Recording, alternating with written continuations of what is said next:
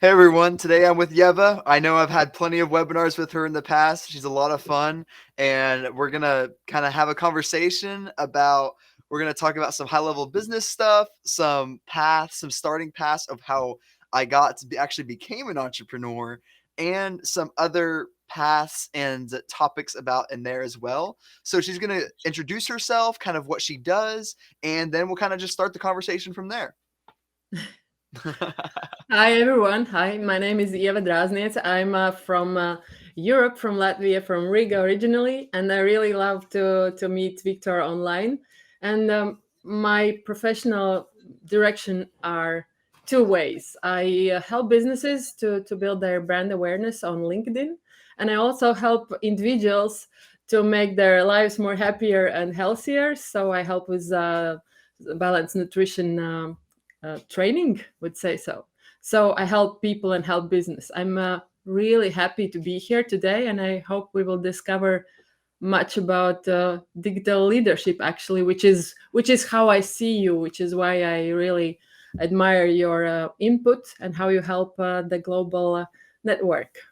Yeah. Yeah, I'm glad I was able to add some value there. So I know you wanted to ask some questions starting out, so Yes, I would love to hear them. Let's do it. I we always speak about today and tomorrow, but we never spoke about Victor in the past.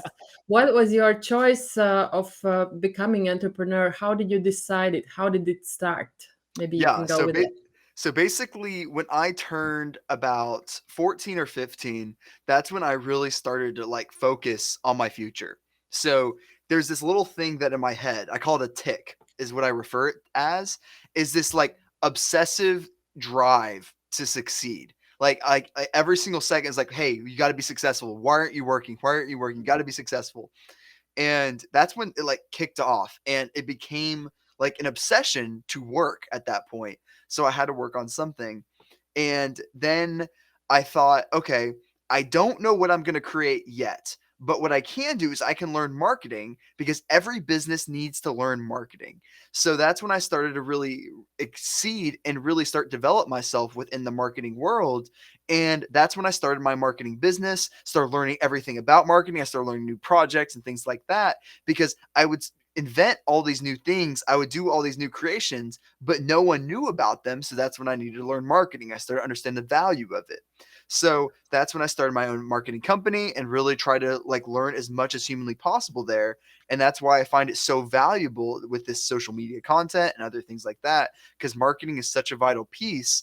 And that's how I kickstarted me becoming an entrepreneur because at 15, I knew I was going to be an entrepreneur. It wasn't like if I was an entrepreneur, it was how do I become an entrepreneur? Because I was so committed that I knew I wanted to do this for the rest of my life. And I did anything possible in order to do that. So I interned all through my high school. I worked for free for 3 years, just learning how to make businesses money. I didn't get paid a single cent. I just learned how to make businesses money, and that's what I did. I really enjoyed it, and I figured out and really went through all those different aspects, and I loved every second of it. And then once I just started my business career after that, and just kept learning essentially. Victor, I have one keyword which really goes together with you very well is like the speed. You are one of the kind. Like you said now, the speed, how you learn things, and where are you now? But why do you think the speed is so crucial nowadays when we are here on the off from the offline to the online world? Why it's so crucial? Speed is the game, and the reason is because change is accelerating. So if you're involved with Amazon, social media, just marketing in general, you should start picking up that changes are accelerating faster than they ever have before. So if you think it's fast now, it's only going to accelerate and get harder and harder to keep up with the changes. So if you have to learn and adapt, and it all comes down with testing. So the reason why I was able to excel as far as I did is because I'm religious about testing. And I'm testing every new thing, testing every single post, every single thing I do is some type of test. Even like the normal stuff in my life, I test. So, like, you have to become religious about testing because your past experiences do not matter, because if you're constantly testing new things, that is the game, because what works in the past is going to change so quickly that someone with 10 years of experience it's valuable, but it's going to be useless compared to the person that tests every 24 hours, because we're going to know, like, for example, me and you on LinkedIn, we know those new buttons, we know those new gimmicks that are going to pop up within LinkedIn, those new features that we're going to test immediately, gain that engagement while testing, that the people that test 30 days later aren't going to get that extra engagement boost on that new button that we're testing, whatever it may be, LinkedIn Live, LinkedIn Stories, whatever it may be. We're going to get that additional engagement because we're test so much. So yeah. Uh, Yeah, actually, it goes together very well with the change, what you mentioned, because change is happening only when we deliver something from today to tomorrow. So I think it's very relevant when you speak about the being very agile in testing, and actually, you speak about the failure, that it really plays a big role in your daily activities, that you are open to failure. And this is something I think very crucial today for the entrepreneurs, to not to be afraid of failing. And how do you put it in your work culture? How does it fit in your daily uh, agenda? Yes. So you first have to accept, when it comes to failure, you first have to accept who you are as a person. Like, it really comes down to saying, yes, I am me. I was born here. I like accepting, like, yes, this is me. And then accepting every failure is 100% your fault. Because if you don't do that, if you blame it on someone else, then it starts to fester in your mind. You just use, like, for example, if I blame something on you, Yeva, it's gonna fester. It's her fault. It's her fault. It's her fault, and it's gonna fester there because there's nothing I can do about it, and it's just gonna keep winding in my mind, and gonna become an obsession till the point I hate you. So, and you don't want that to happen. You never want that to happen. So it's yes, exactly, and so then you have to blame every failure, like every employee that fails is my fault because I hired them. Something in there, it is somehow my fault because I didn't communicate correctly or something in there. And what that does is that means once it becomes my fault, I can do something about it. That means I can change something. That means I can communicate better. Something like I can hire someone better, whatever it may be. I can change that once the failure is my fault. But as soon as I blame someone else for it, I can't do anything about it. But as soon as I blame myself, then I know the action items. I execute and I work and I know what to work on next. So that's why I blame myself for everything that happens. So yeah. Actually, I think we have come to the point. We have spoken a lot about your team and the way how you train and lead your team, and now in this online world and the speed of how we are moving. I think, can you share a little bit of your strategy, your feeling, how to lead the team in this digital time? How are you doing that? Yes. So it's actually quite interesting that I'm able to develop a connection and a like, first of all, I prioritize the relationships with others just in general, and the relation with my team is should be extremely strong. And the way I've been doing it and scaling that, I almost never have meetings with my team ever, ever. Like, I barely ever have meetings with my team. It's more efficient to actually just send them a video of, like, hey, this is what I would change on this video. You did a great job on this. This is what I would change on it. So I communicate that and I create literally 300 of those, like, 2-minute videos of what I would change, because that's how I communicate. Video, this right here is how I communicate. But if you try to get me writing an email or blog on something like this, you're going to get like some horrible crap. You're just going to get basic crap. So videos know how I communicate. And basically, I just show them, hey, this is what I would change. This is what I would update. And then after that, I've been able to really communicate to them, and I'm able to establish a relationship with them through those videos that I create. So that way they can see, okay, this guy's not actually too bad. He's giving me good feedback on what I should change, and he's telling me that I did a good job. So I get like an additional oomph with it when it comes to really establishing a relationship with them, which is really important to me.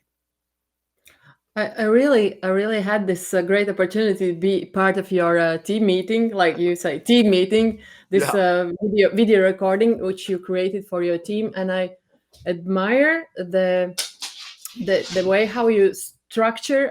I'm sorry, my cat is playing around, so we can have a third guest. Our my cat. Uh, let's start from the beginning. And I really admire the way how you put the structure of the bullet points of the tasks which you are helping your team to recognize, and after deliver some projects already from that video. How did you come to that solution, and how do you find it um, uh, working for you, and how team can go on with this structure? Tell me more, please. Yes. So a lot of people, a lot of businesses now focus on team meetings and scheduling and things like that. But I've really taken a different approach that, like, let's be honest, when you're in a large team meeting, you're half listening.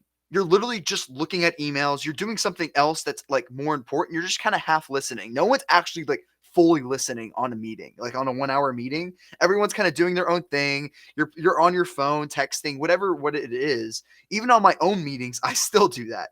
So, like, it really comes down to if you send these 10-minute videos of everything condensed and saying and pinging whose job is like for each particular section, saying, hey, this video is for you. Hey, this video is for you. Hey, this video is for you. So I might make one for my social media person. I'll make one for my Amazon advertising person and saying, here's this for you. And then that way they're able to digest that information in like less than 5 minutes, so everything's more efficient, and that way it's more relevant to that person. So there's no point of having my entire team on one call when I can just communicate to my project manager and where they can send the video to another person in that particular department in my company, and it just makes things like really really efficient, so that way they're not half listening, they're fully listening to the video I send them, and they're able to skip it. I don't know if they skip it or not, that's up to them, to be honest.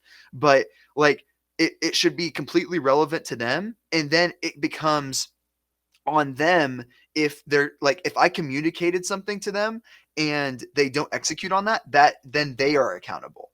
So as long as it's my job to communicate to them of what I'm trying to accomplish, and that's why I create 200 of these. I probably create 200 or 300 videos for my company per day on what I should change, and Nice. like of all the different things going on because I'm operating nonstop. And that's how I approach it. I really try to communicate to them as best as I can, and I do that through videos. I like the keyword communication. And actually, you said that at some point there could be situations when someone is accountable for a process that it's not going the way you would like to.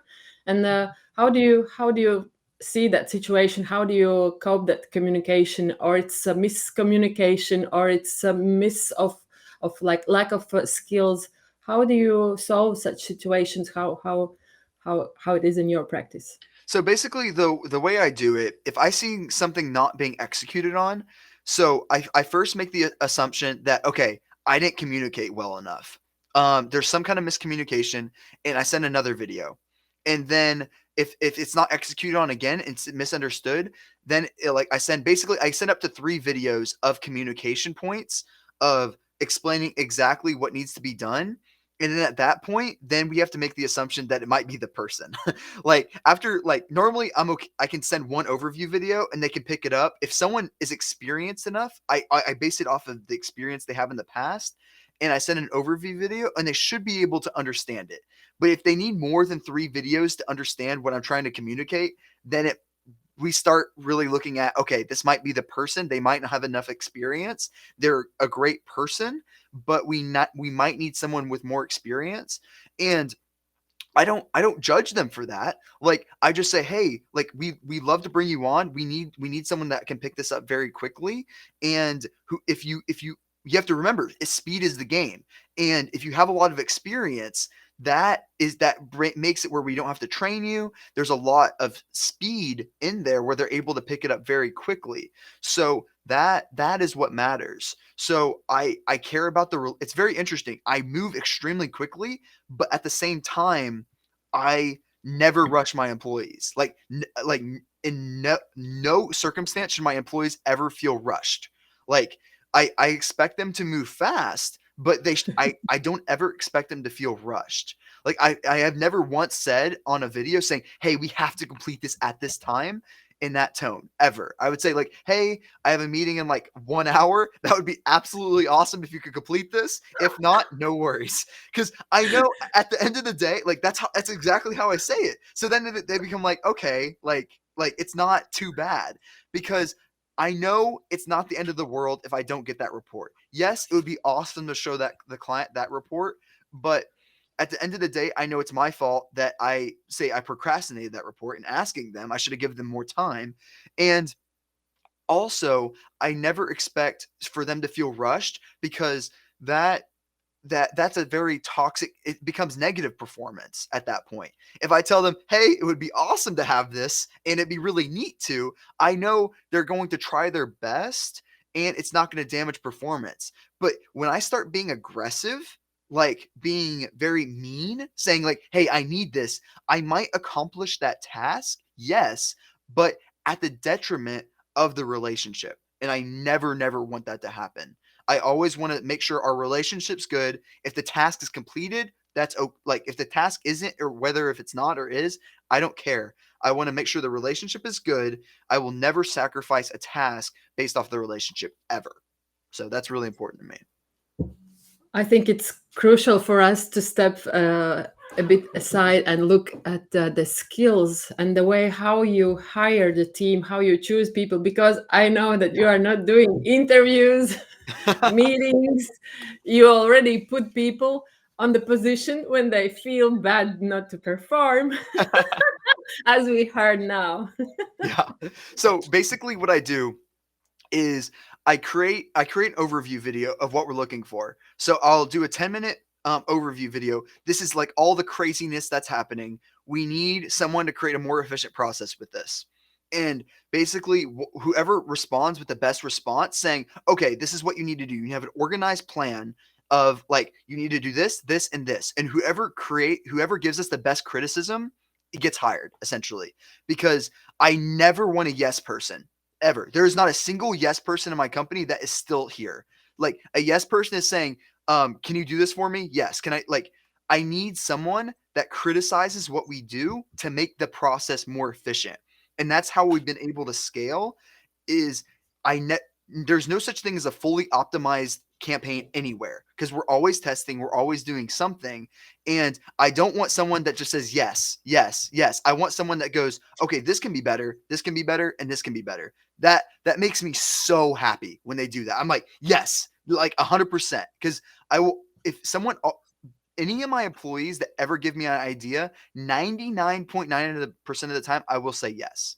Because if they have the idea of doing something, I want to execute on it because it's worth exploring. Like literally, if my employees say, "Hey, we need to start testing stick figures in your content," I'm going to go, "Sure, why not? Let's test it." Because first of all, it's their idea and I want to value their ideas that they give. And at the same time, I am religious about testing things. So I want to test those things and experiment with them. And going on to skill wise on how I base it off the skills, I basically see what the best criticism is. I have a 5-minute meetings. That's it. So I can tell within the first 3 sentences and like on what they do and ask me. If I Mhm. start an interview and they start asking me all these granular questions about how my process works, they're hired like instantly because if Yeah. they're asking me granular questions about how like it works and what they can do, I already know they understand the process super well. So I just say, "Yep, you're hired. Just do it." I don't have time to do it. You just do it. And but if I go into interview and they say yes and they only ask me one question, then it's like probably not, most likely. Because you can understand how that person is based off of their demeanor. So, do they talk like this? Do they talk like this? Or And you do they need talk like seeing. this? And So, you love you seeing. You can really tell, like, when like basically all my project managers basically talk a certain way, because I need my project managers to be very assertive and very organized in what they do. So all my project managers basically talk like I do. But it depends on what you're trying to hire for. If your developers talk kind of like this, it's okay because they're developers. But you need your, like, for example, project managers. I'm able to identify how they speak with the attributes I need out of them, because it's all about understanding the underlying layer of what you're looking for. Because my project managers, I need to be assertive, but my developers, are naturally introverted. So I need someone that, if I see an extroverted developer, it's kind of like, it's like, whoa, you're an outlier. I don't even know if you're a developer or not. So because they're usually very quiet, they don't talk very much. So it's kind of like that's how Like I me and look at you, like me and you. it. Yes, so wow, we're so introverted. Oh my gosh. No, no, no, but that's fine. That's but why we are here. yeah, so like going to your question, with like skills, I identify what their personality skill is of what I need for that particular role, Yeah. and at the same time their experience and how they communicate to me is a really important way. Because, like, for example, none of my developers I expect to communicate very well. I like it's a very rare attribute. Like, developers just don't respond. Like, it's just like one of their things. I don't know why. It's just I don't expect that out of them. But for my project managers, I expect 2-hour response times. That's very standard. So because they're organized, like they're way more organized than I will ever be. So I need them to like be prompt in those things. So basically, when it comes down to it, I analyze the personality skill in the person, and do their experience, and those two together make a really good mesh of hiring a really good person, to sum it all up. Amazing. Yeah. But here we come. I will interview you on the skills for the leadership. But before, I want to still go back to your team, because the thing you said, that your team is duplicating you, and this is actually very well, and this is actually very efficient for the business if your team can duplicate you and move business forward. But you mentioned that you are not the most organized person on the globe, but on the other hand, your team is very structured and very organized. How do you um, how do you manage to arrange such process that they can really pick up the things from you and structure them and deliver to the client? How does it happen? I did not realize how unbelievably unorganized I am until I had project managers. Like like they were like, "Oh, how do you do this right now?" Is like, "Oh, I just kind of like do this." I'm a very, very scattered brain person. Like, I need chaos in order for me to be comfortable. It's very interesting.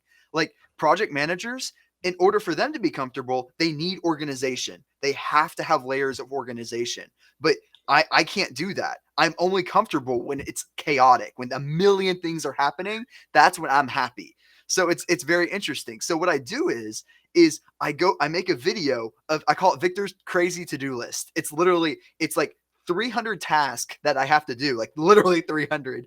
And I go through, okay, this is what I need. Okay, this is what's going on. And like I just provide an update for them through one video, like a 15-minute video of what each task needs to be done and how we can execute on it. And just I use the video as more context of what the client is looking for. And I just go through my 300 to-do list essentially and assign it, and basically my project managers assign it accordingly and help me organize it, because I have like the inability to organize it and structure things. As much as I try to, it's very, very difficult for me. It's easier for me to just go through a crazy to-do list of 300 things and just blast through them, and they help organize and divert it to the according person. And that's been very helpful for me when it comes to scaling these type of tasks. So yeah. Would you say that it's crucial for the entrepreneur to have really skillful project manager team, like, or one person or team, that it's crucial for you to proceed with the tasks and deliveries? Yes, like I it's I didn't realize because when I first started my hiring process, I just hired normal like a person like account executives, people that just do the executional work, and I was like, yeah, this will be easy. I can just get people to just do all the executional work. But I was the middleman for everything. Like every single piece of communication, I was like if a client wanted something updated, I was getting like my to-do list was crazy. Like I would have like 700 tasks of I would need to update him there, and like it would just got so unbelievably insane. But once you have a project manager, I realized like how much that takes off of you. Like when you're not the middleman anymore, it feels so much better because they're communicating, they're doing their own thing. They actually have meetings without me. They're able to say, they're able to follow up and make sure everything's being done and executed on. And that's the biggest thing for me. Like I can give tasks to being assigned, like my Victor crazy to-do list. I can give you 300 things that need to be executed on, but following up with those things I cannot do. I don't have the time to do it. So that's where project managers come in. They follow up with them and help organize that entire process. And it's a necessity to be for an entrepreneur, especially if you're a scattered brain entrepreneur like me, that it needs that chaos, that have a million things going on, which most entrepreneurs do. That a project manager, a good project manager, is really crucial in there to making sure that everything is going right. So yes. You lead me to thinking. I'm still putting away the skill section of the entrepreneur because I think you are leading me to understand that to go globally, it's very essential to understand that you are not this one person show, and you really need to build up the team. And I think that what you told us is really explaining that how you can proceed with all the strategic aspects as an entrepreneur, as a head of the business, that you really shift a lot of tasks to your team, and it is good to have people around you.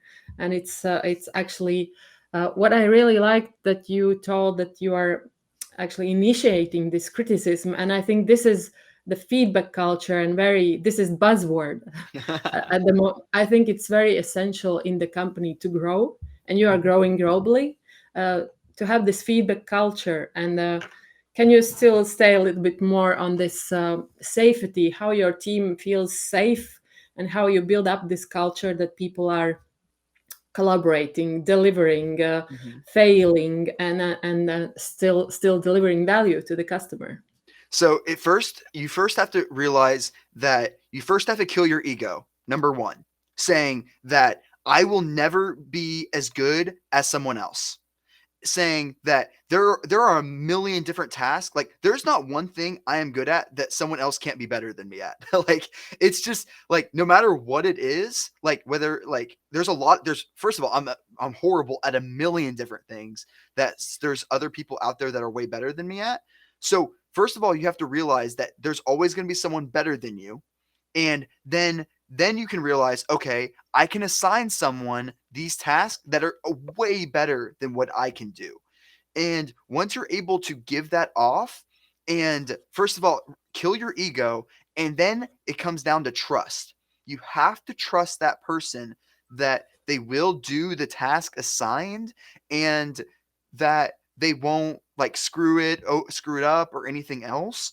And you really have to trust other people. It's a necessity. Like no matter how many times you get screwed over, you have to trust the other person to become to do the task that is delivered. And it's crucial to scaling. You can't like you only have so many hours of the day, and if you don't trust anyone else to do the task assigned, you cannot scale your time. It is physically impossible. You can only be the middleman so long until you burn out and die essentially. Like it's literally you have to trust other people and kill your ego, give it to the other person so that way you can scale out your ability to do things and really have a scalable business, because without it, you don't have a scalable business. It's impossible. You lead me to the keywords, like I hear from you: trust, team, time management, speed. Can we go step by step to the uh, skills, persona, brand persona of entrepreneur. How do you see it for the 2022 or next 5 years or this digital time we're rushing in, and what are the main keywords like for our audience to keep in mind that are really essential, like the kit, entrepreneurship kit for the digital leadership success? What would you Yeah. suggest? I would say the main skills that the entrepreneur needs to get comfortable with is the the ability to understand that things things are able to change. That what worked in the past may not work in the future, so you have to constantly test new things. And like I always say this, like, because I see so many entrepreneurs that never post any content. And it kills me because it's like there's so me and you know there's so many ways to produce so much content that it every business owner should be producing content, but they don't because they either don't value it, they don't prioritize it, or some other thing of that nature. But it's super important that they do things like that. But when I would basically drill down to the exact skills that every entrepreneur needs, I would say the you have to kill your ego is the biggest one when it comes to trying to scale a business. You can't have an ego. It's physically impossible to scale a business and have an ego at the same time. Because you have to trust others when it comes to scaling and things like that. That and you have to have some type of like the good thing about being an entrepreneur is that you can hire for your weaknesses. But first, you have to True. realize what your weaknesses are. And the way you do that is by killing your ego at the very beginning. You have to say, okay, what am I bad at? What am I like horrible at? For example, I am the worst copywriter to ever exist. Like, I literally cannot write two sentences without having a grammatical mistake. It's that bad. I am that bad of a writer. So, luckily, I have lots of copywriters. And like I have Grammarly, which is a tool that fixes it for me as well. So yes, and like and I'm horrible at graphic design. You have to realize like all the things that you're horrible at, and then you build out a team that helps you with the things that you're god awful at. So that's what's been super helpful for me when it comes to creative. For example, you might be a super organized entrepreneur that you may not need a lot of project managers like I do. I need a lot of project managers because I am super unorganized as a person. But when it comes to setting up and automating things and setting up systematic processes, I'm really good at that. So I can create workflows within project management tools that work very efficiently. I'm good at that. So I don't necessarily need a person for it. I just need someone to follow up on it. So that's the best thing about being an entrepreneur is that you can hire for your weaknesses, but the first thing is you have to identify them. You can't say, "Oh, I'm just good at everything," because that is not true. We all suck at a lot of things. It's just a matter of like basically admitting it to yourself and hiring for it. Victor, this is amazing.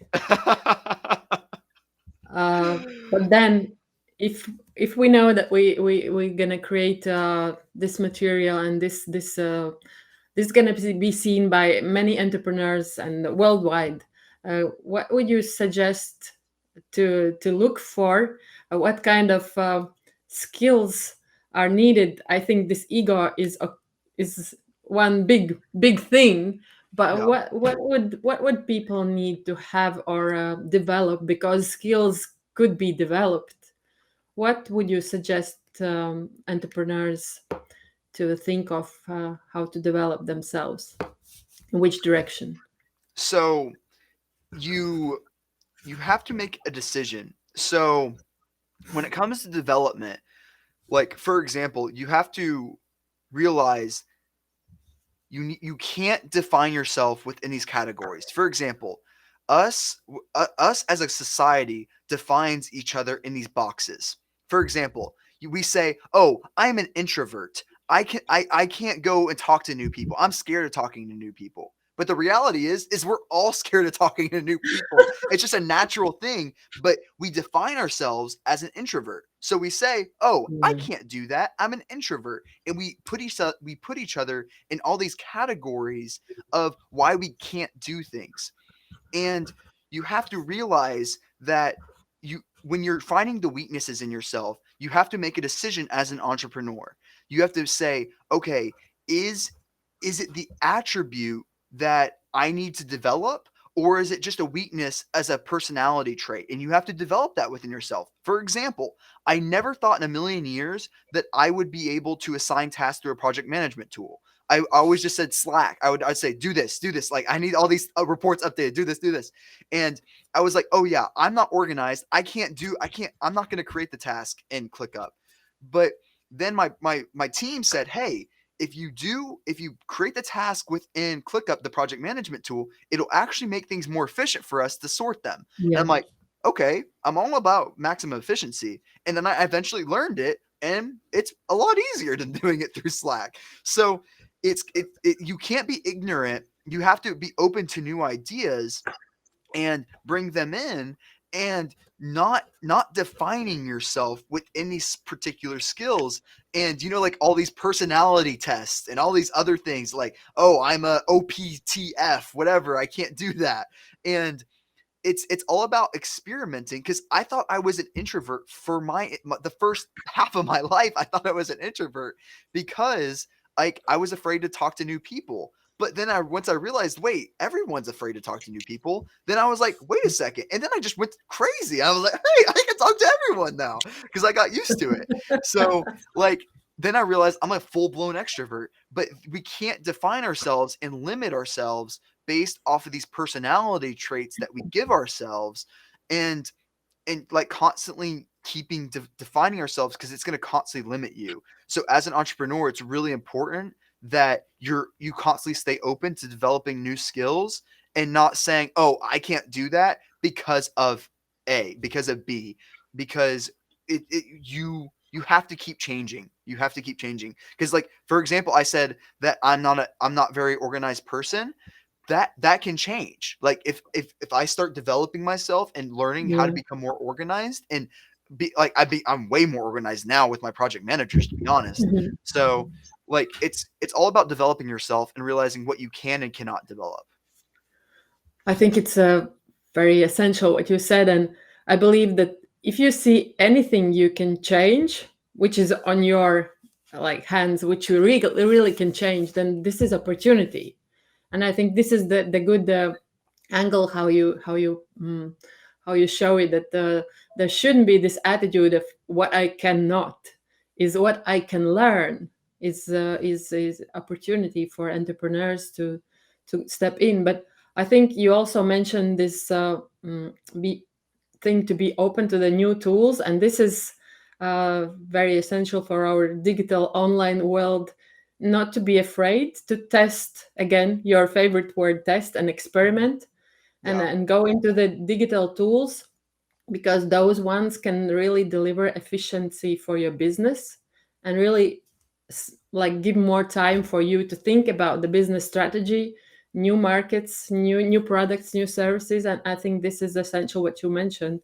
And can you go a bit deeper in the challenges you are facing as a how did you say, unstructured, very quick moving, but still with a global side, entrepreneur? What are your challenges now? So, parts of our challenges are trying to understand,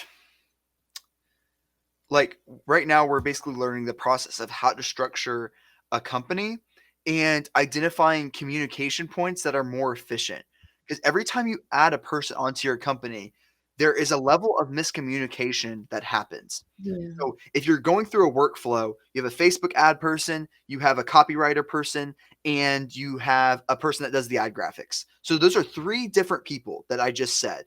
And that adds a whole other layer of miscommunication, potentially, a whole other layer of potential, like, waiting for a person to do their particular part, and things like that. So one thing we're learning right now is communication points is what I call them. Communication center points, meaning that if you find a person with that does Facebook ads, that also does copy, and that also does ad graphics, you now have one center point of communication that if that person understands what's going on, he's able to create the copy for you, create the ad graphic for you, and be the Facebook advertiser behind it. Now, those attributes are very rare to find in one person. Yes, True. but True. the efficiency you get out of that is insane because you're able to literally create a Facebook ad campaign, like get the ad copy, get the ad creative, and get True. the campaign up within under 24 hours, which is very unheard of if you have three people within this entire process because it adds layers of inefficiency. So I would say communication center points is what we're learning right now, and we have to really help try to identify what is the best beneficial. How can we get the most communication center points of trying to understand what does this person need to understand so that way we limit the amount of miscommunication that happens within the company to add a whole other layer of efficiency within the business. So that is one big thing that we're experimenting right now is call it what I call communication center points.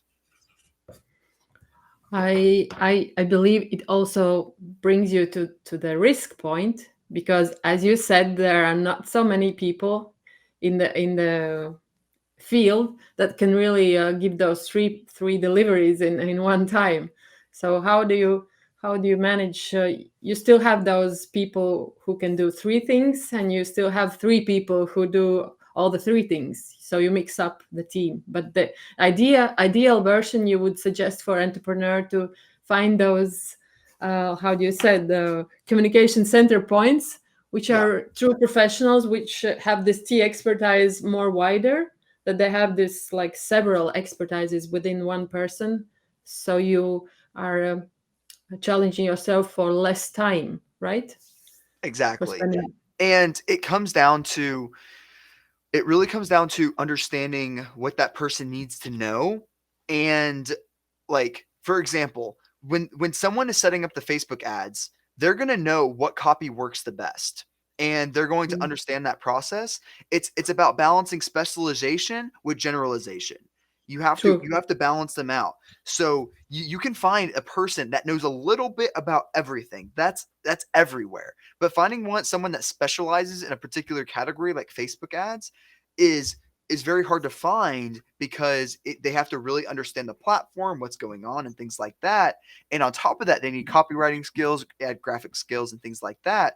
So it's a balance of generalization and specialization, and specialization is extremely important.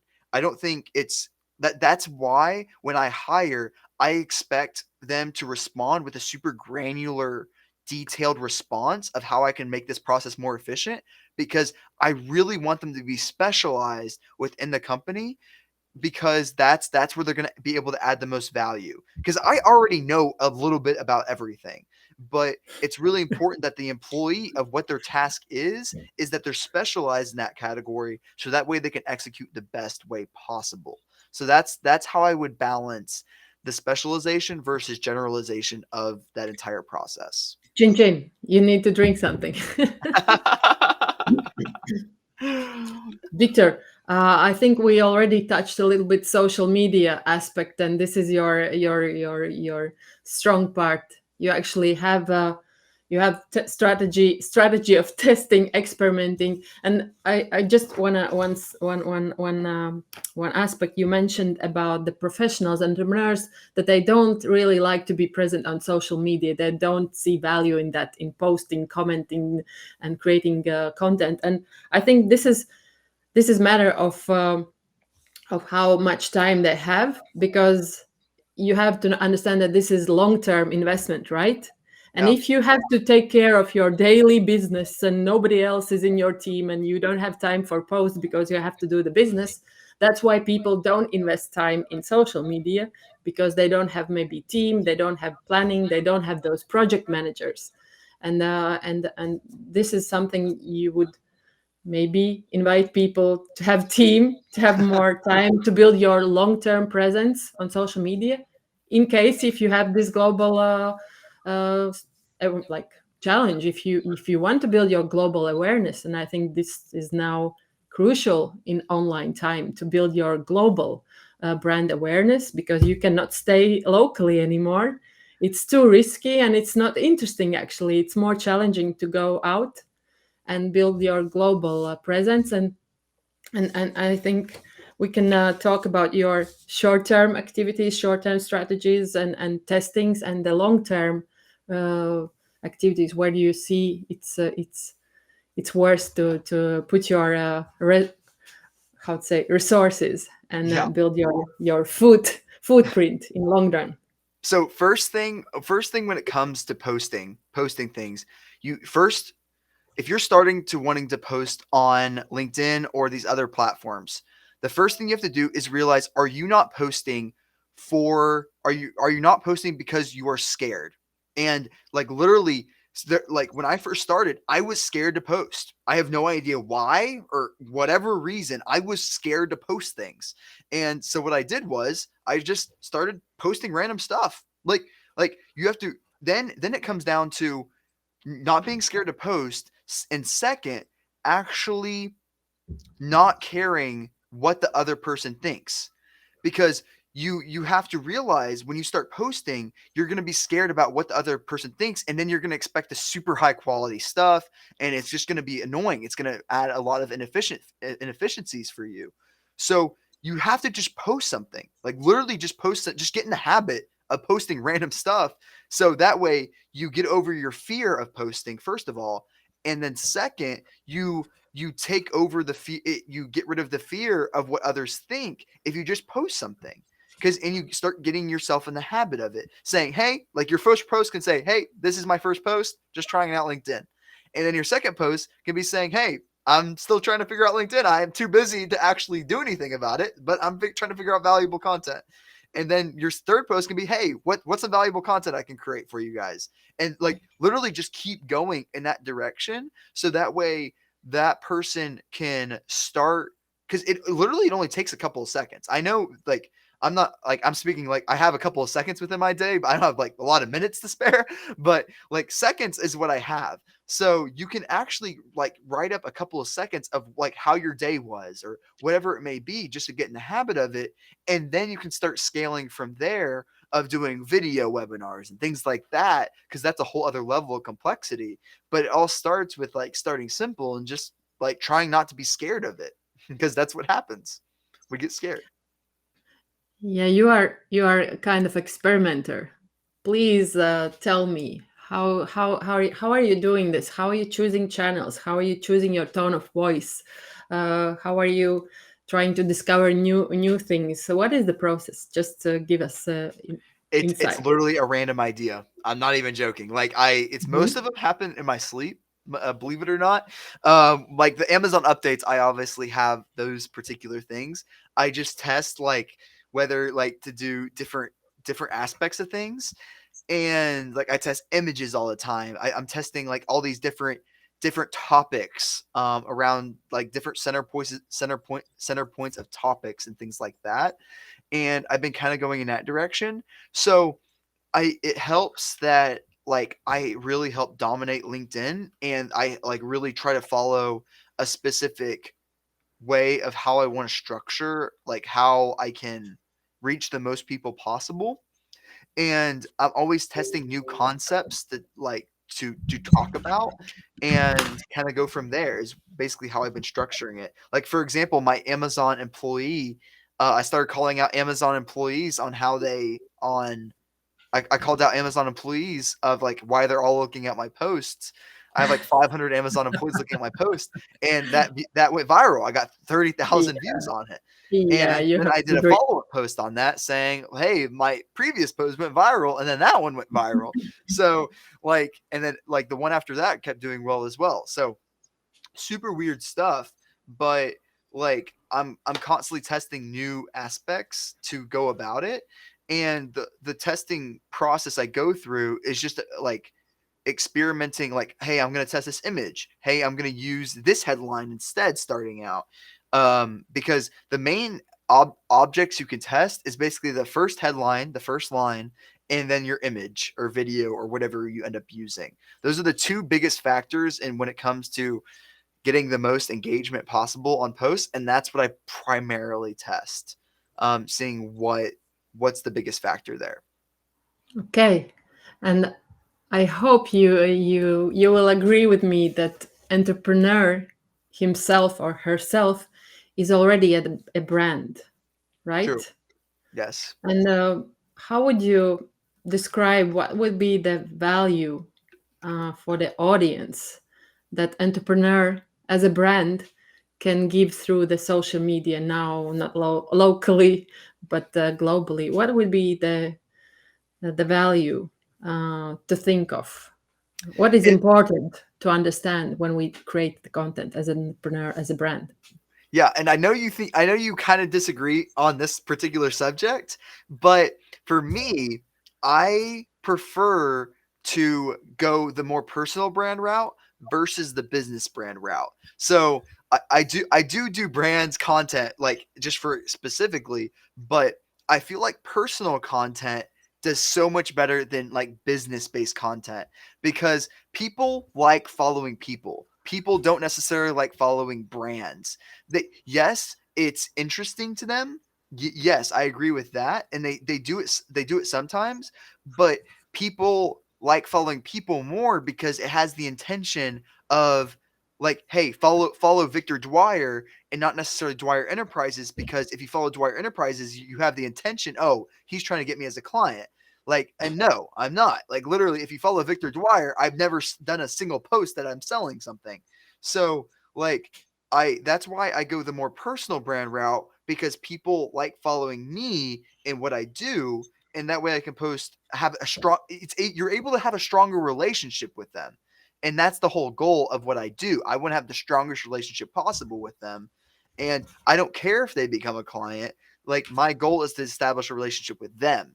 So that is why I go the more personal brand route to really establish like me getting out there and what entrepreneurs need to digest is you will not get a ROI, a return on investment for every single post you do. It's not going to happen. But if you're trying to build, you have to think about it like there is no transactional amount you're going to get out of every single post. It's not going to happen.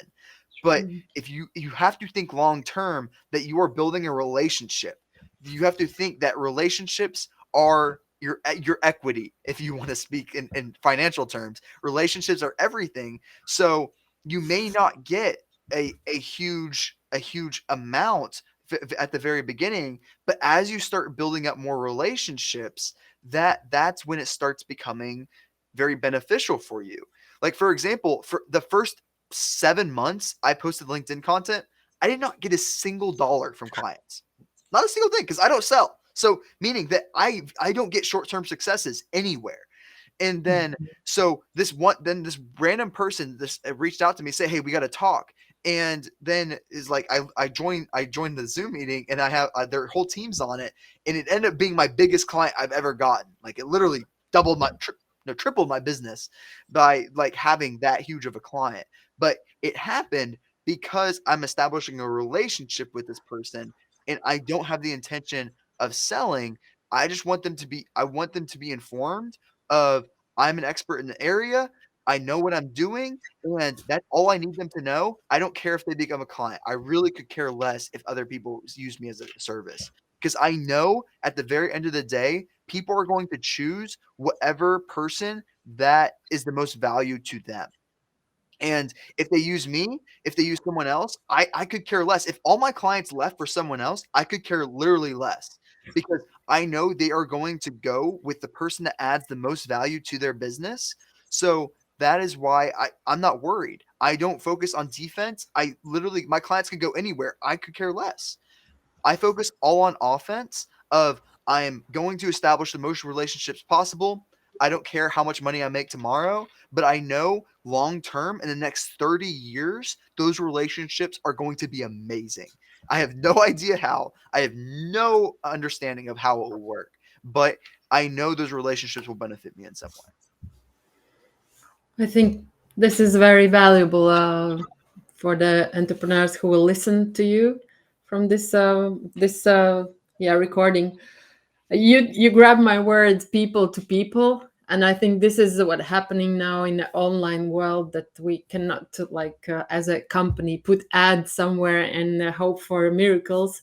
We need our ambassadors, we need our employees, we need our clients, we need people to speak about us as a brand. And if you are a brand yourself, entrepreneur, then you have to go out and speak to people and be present and make those relationships. And as you said, you're thinking about the long run, you're building those relationships for the 30 years after, but you never know when the call is coming today. Maybe after 5 minutes you receive a call, and this is your short-term ROI, right? Like you already receive the return on investment. So this is something I would really recommend as well from my side as a communication strategist. And I, even if we today are yin yang, black and white, I I still post a lot of personal content. I really agree with you, because building relationship with our network, with our audience, is crucial. We are building trust. We are opening ourselves, giving this expertise aspect, giving personal aspect, but we are building relationship, building the bond, building the trust, and then people, if they have this question and need for solution, they already have one person in mind to come for the advice and service. So Yeah. this is what I see you do very well, and this is why people really follow you. And I see a lot of engagement, and I see a lot of interest about your persona. So entrepreneurs, be personal and create content, and create teams to work for you, so you have more time for being present on social media, to experiment, to test. Follow the example of Victor, and don't think about the mistakes, the correcting the wording, but think about the value you are giving to your audience. Sorry. Mhm. And maybe Victor, you have some good words. We are closing our hour. Yeah, when it comes down to it, it's all about really like the best way to establish a relationship with someone is to add value to their life in some way. So if you find ways to do that, it could be literally talking about your life, and somehow that can add value to theirs in some weird way. Regardless, is like, oh, I learned this today, or I learned this, like, and if it adds value to them, they go, oh, that's pretty cool, and then it starts really adding value to their life. So, and another thing that I wanted to ask you, Yeva, is what what has been your way to really establish a connection with someone else, like whether it's through LinkedIn or whatever else it may be, that what has been your way to really establish a strong relationship with someone through LinkedIn for you? A good question. I always question this to myself every day. Mhm. At the moment, at the moments when I ask the question, I want to build relationship, and the person on the other side is mute. And then how it's possible? We are meant to have relationship. For example, one person sends me an invite on Facebook. I have this habit of thanking for invite and questioning, hi, why did you decide to invite me? What we have in common? Let's proceed and let's meet. And people are mute. And and this is something for me really scary, because on LinkedIn we build those relationships, and for me I feel as a mission to transform this habit to all over where am I, because it's crucial for us to be more interested in other people, not to be so selfish. And as you said, this keyword ego, uh, it's not about us, it's not about us, about me, it's about us. Yes. I'm not here alone, I'm within the world. I'm really tightly connected with people, and my answer would be that I really go deeper in relationships. I am genuine as I am. I go maybe sometimes naive, maybe sometimes too communicable, and people are not ready for this openness. And maybe sometimes people misunderstand me, especially guys, especially guys.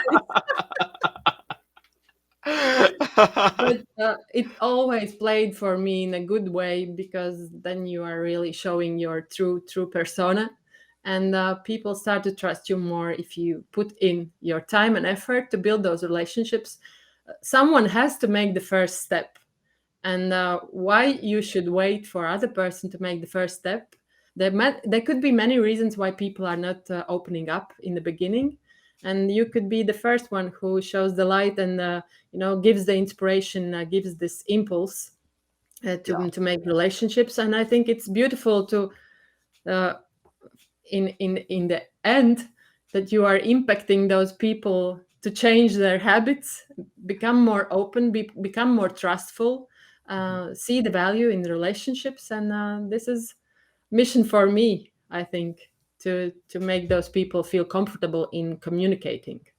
And once you understand that everyone's afraid to talk to new people, then you can realize like, oh, this person wants to talk to me. It's just they're afraid to talk to me. And then it becomes so much easier that like I really learned this when playing volleyball. Like literally everybody's like in their own like huddles. And I would just be like, guys, let's all play volleyball. And then everybody like comes and like we're all playing volleyball, but everyone's too afraid to ask each other. But I know inside their own minds that they want to play volleyball. It's just they're too afraid to ask each other. And it's the same thing with business. That Right. everyone wants to connect, everybody wants to network. It's just everyone's afraid to talk to each other. So it's Yeah. about like establishing that connection and like reaching out to them saying, "Hey, I just love to have a connection with you."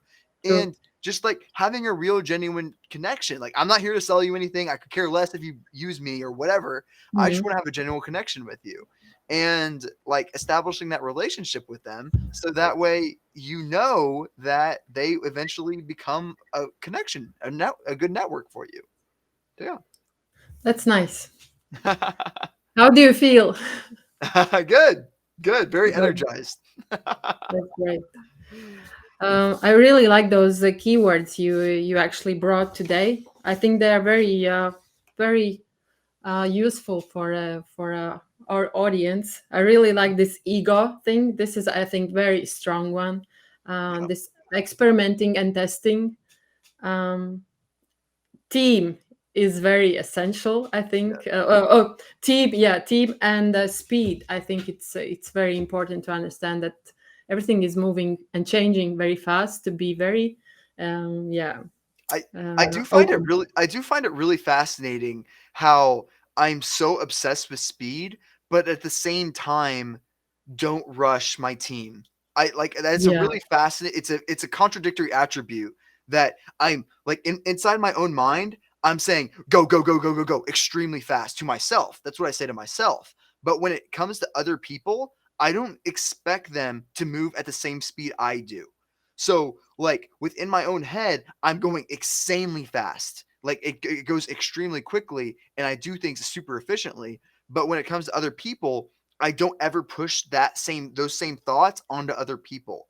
It's a very contradictory thought, but I expect them to do it whenever it works for them. I need the task done eventually, yes, but I don't expect it to be done immediately. I don't expect them to work as much as I do because they're different than me. They have different motivations, and it's my job as the entrepreneur to understand what their motivation is to help their goal.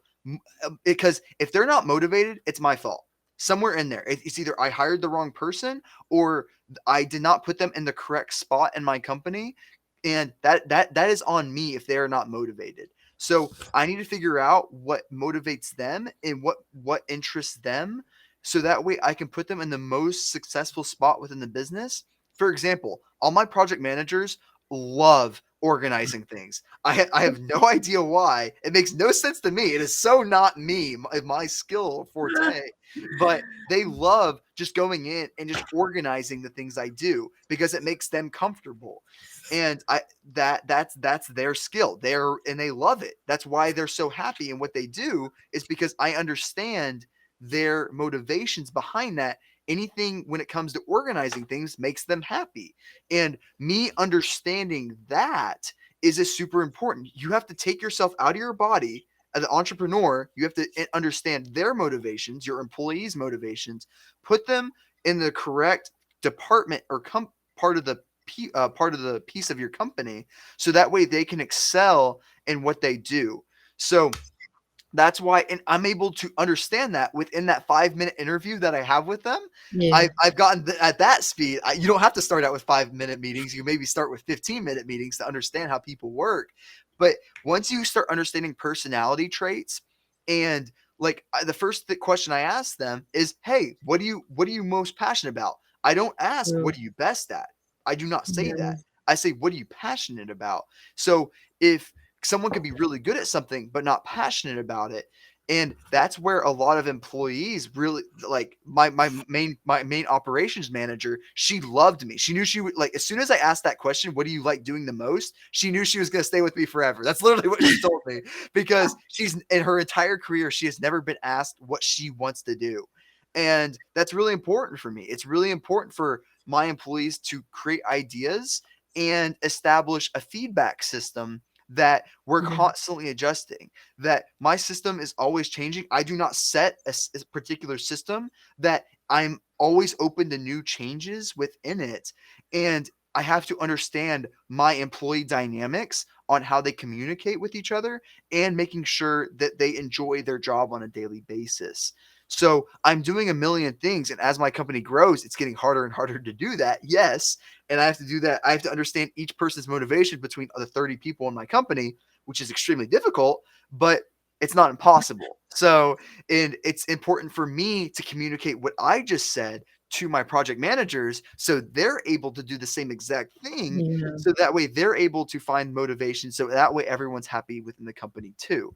So as it's your job as the entrepreneur to spill out and inform your company with all the information that you know. That is your job. So when I create all these a million videos and tutorials for my company, I have to relay all the information that I have gained in all these years to my employees, so they understand what to do with it, and so that way they can basically go through the business and work the most efficient way possible. So there's a lot of things that it's the entrepreneur's job to do, and you can't you the project manager can sometimes do that, but you have to remember the culture always starts with you. When you're at the top, the culture will always start with you no matter what. And I've had a lot of employees that work at multiple different jobs, and they said, "Hey, I want to come work with you full time because I enjoy the company culture in there." And that's great for me to hear, that I have developed a culture that's good enough that they're able to enjoy what they do. And it all comes down to, if they enjoy what they do, they will work as fast as they humanly can. So there's no point for me to rush people. There's no point for me to be toxic, because I know the most efficient way for people to work is by being happy and being appreciative of what they do. After, and if I give that feedback system of, yes, you did an amazing job, this looks awesome. And by giving that feedback, they're able to really excel and really work their hardest every single time by giving out that feedback. And even if they do something wrong, it's not, "You suck, we'll do this." I never say that. It's, "Hey, let's just fix this, do this, and then this, then it'll be great, and then we'll send it to the client." It's the way you approach the situation that your project managers, your executive people will start to learn, so that way you can create that culture within your company, which is so important. It is so, so important within businesses to have that culture. Victor, I really enjoyed to hear this professional tolerance. I think it's very important to have this tolerance, how to approach people and how to motivate them. And I think this is something we can also transfer to the our communication and relationship building on social media, is also this tolerance and patience, that every person needs its own time, and we will build those relationships. Still, it takes time. But I need to ask you this question. Yeah. What are you passionate about? That is a great question. And I really, so I figured out, I watched a very interesting YouTube video about this, that all passion is multiple streams of curiosity. Is that's all True. it is. So things that you're naturally curious about, you eventually become passionate about.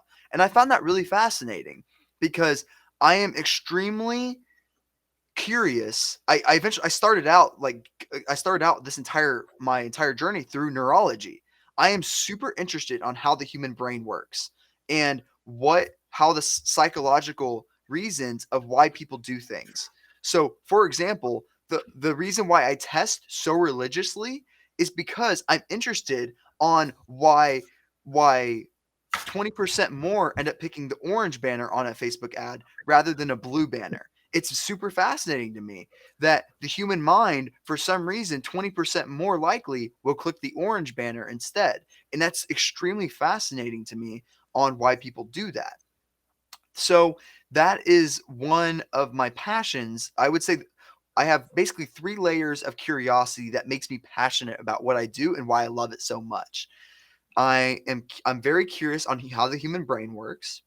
I'm very curious on how to make things. I like things being extremely efficient, like really systemizing processes. I love automating processes, like where I can like literally create a robotic process to automate things. It makes me so happy. It's the weirdest thing ever. Like I can create literally like I'll spend like 10 hours creating this robot that automates 5 minutes of work a day. Like it literally, I probably won't get the return on time for probably for the like 10 years, but I have so much fun for the robot that's doing all the work for me. I get extreme happiness out about it. I have no idea why. It's just one of those things that makes me happy inside. So that, and I would say I can't think about what another thing I would be curious about. Just like just constantly learning and developing, and Mhm. just just progressing. I'm very addicted to progressing. That's not really a curiosity necessarily, but it's something that I'm very pushed toward. Like I have to keep progressing every single day. So with those things combined, that is why with those three curiosities combined, it makes me extremely passionate person about what I do every single day, and that's what makes me happy. And that the same exact process of what I just talked about with my employees, I do the same thing with myself. For example, I all the things that I suck at and hate doing, I have my employees do. If you had me like do all the blogs and all the graphic design for the company, I'd be miserable. I'd hate my life. I literally hate my life forever. But I hire all those people out, and I know I want to make sure they enjoy that. They enjoy doing blogs, they enjoy doing graphic design. And so that way they're happy, and I get to focus on the things that I love doing. I love A/B testing. I love automating processes. Those are the things I love doing. So I focus on the things that I love doing, and that's how I structure my company. So that way I'm loving what I do on a daily basis. My employees love what they do on a daily basis. And then it just comes down to communicating. And after that, you have a very solid structure to a business that can really scale. Because as long as everyone loves what they're doing, people are going to work. They're going to come to the job every single day, and they're going to try their hardest. And that's going to be the pieces to a successful company by setting all that up. So that's how I structure all that. Happy to hear that. Actually, it's very inspiring. Yeah. I think it's a lot to learn from you, and this you're a very brave entrepreneur at your age, and I think this curiosity is leading you and helping you to grow, and also shine the light over other people and inspire them not to be afraid and start from somewhere. Be curious in the fields they feel interested in, and then just move on. And I think you started from working for free. Remember, you told, and now you are leading the team and serving global businesses with your services, and I think it's beautiful. Yeah. Like it's it's one of those things that if you are not able to work for free for it, then like I don't expect everyone to be passionate about what they do, especially when you're just starting out. like, it's really important that like, when I worked and interned for 3 years, I was genuinely interested. I knew that it was gonna be part of my long-term plan of me becoming an entrepreneur, how to make businesses money, and things like that. So, that was my internal motivation behind it. But it's really important to realize that you're not gonna always find the most passionate people, but that's where you set them up with the happiest spot they can be possibly to work, and really setting them up, because all I can do for as the entrepreneur is give them the most pieces to success as possible, and from what they do from there is up to them. My job is to give them as much communication as humanly possible to inform them everything that's going on, and then making sure that they're happy on a daily basis, and then I did my job as the entrepreneur. Whatever happens after that, if they fail or anything else, then it really comes down to, like, exactly happened with the particular employee. So, it really comes down to just establishing a layer of accountability to yourself and trying to manage your time as best possible, because time is very limited. I'm at the point where I'm trying to get every single every single hour back. But, like, basically, as my team scales, I'm able to get more and more time True. through my day, which is amazing to have. Which is, like, less videos I have to create, so it becomes very, very helpful within all this. So Yeah, because you have a lot of hobbies and personal life, and you have a lot of interest to travel and try, experiment, and do sports. I think it's a good suggestion for entrepreneurs to learn how to scale, um, so to have more time for yourself. But it doesn't mean that it doesn't come with the work.